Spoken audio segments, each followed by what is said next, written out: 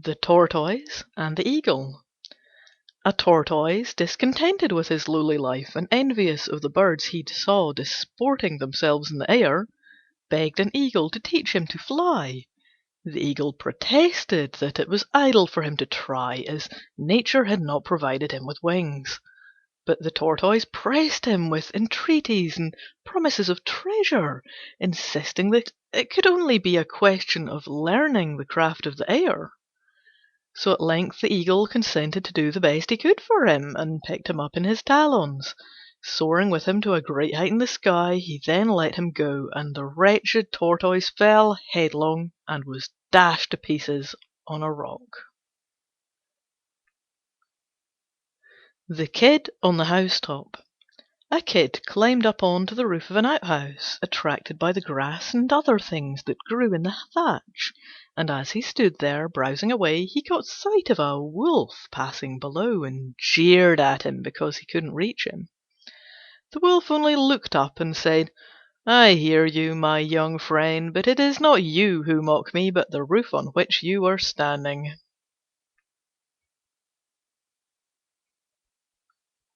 The Fox without a Tail. A Fox once fell into a trap, and after a struggle managed to get free, but with the loss of his brush. He was then so much ashamed of his appearance that he thought life was not worth living unless he could persuade the other foxes to part with their tails also, and thus divert attention from his own loss. So he called a meeting of all the foxes, and advised them to cut off their tails. "They're ugly things anyhow," he said, "and besides they're heavy, and it's tiresome to be always carrying them about with you." But one of the other foxes said, "My friend, if you hadn't lost your own tail, you wouldn't be so keen on getting us to cut off our own."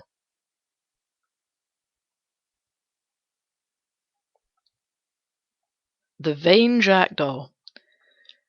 Jupiter announced that he intended to appoint a king over the birds, and named a day on which they were to appear before his throne, when he would select the most beautiful of them all to be their ruler.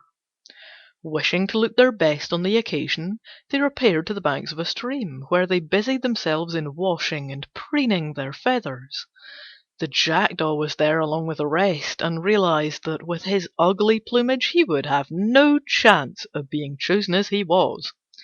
So he waited till they were all gone, and then picked up the most gaudy of the feathers they had dropped, and fastened them about his own body, with the result that he looked gayer than any of them.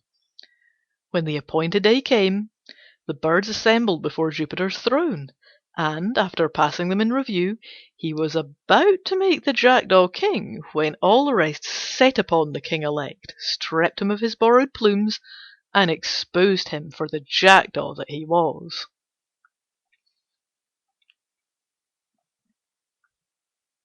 The Traveller and his Dog. A Traveller was about to start on a journey, and said to his dog, who was stretching himself by the door, "Come, what are you yawning for? Hurry up and get ready. I mean you to go with me." But the dog merely wagged his tail and said quietly, "I'm ready, master. It's you I'm waiting for."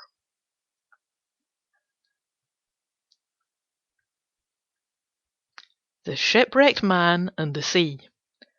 A shipwrecked man cast up on a beach fell asleep after his struggle with the waves. When he woke up he bitterly reproached the sea for its treachery in enticing men with its smooth and smiling surface, and then, when they were well embarked, turning in fury upon them and sending both ship and sailors to destruction. The sea arose in the form of a woman and replied, "Lay not the blame on me, O sailor, but on the winds. By nature I am as calm and safe as the land itself. But the winds fall upon me with their gusts and gales, and lash me into fury that is not natural to me."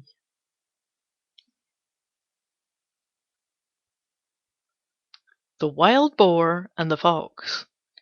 A wild boar was engaged in whetting his tusks upon the trunk of a tree in the forest, when a wolf came by, and, seeing what he was at, said to him, "Why are you doing that, pray?" The huntsmen are not out today, and there are no other dangers at hand that I can see." "True, my friend," replied the Boar, "but the instant my life is in danger I shall need to use my tusks. There will be no time to sharpen them then."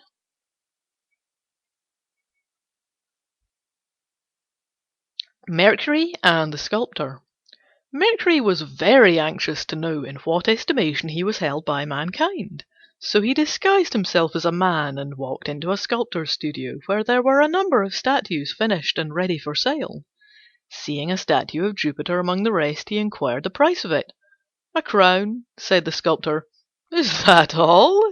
said he, laughing, and pointing to one of Juno. "How much is this one?"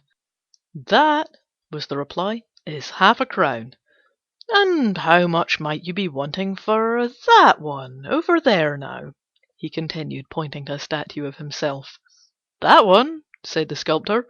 "Oh, I'll throw him for nothing if you'll buy the other two." The Fawn and His Mother. A hind said to her fawn, who was now well grown and strong, "My son, nature has given you a powerful body and a stout pair of horns, and I can't think why you are such a coward as to run away from the hounds." Just then they both heard the sound of a pack in full cry, but at a considerable distance. "You stay where you are," said the hind. "Never mind me." And with that she ran off as fast as her legs could carry her. The Fox and the Lion. A Fox who had never seen a Lion one day met one, and was so terrified at the sight of him that he was ready to die with fear. After a time he met the Lion again, and was still rather frightened, but not nearly so much as he had been when he first met him. But when he saw the Lion for the third time, he was so far from being afraid that he went up to him and began to talk to him as if he had known him all his life.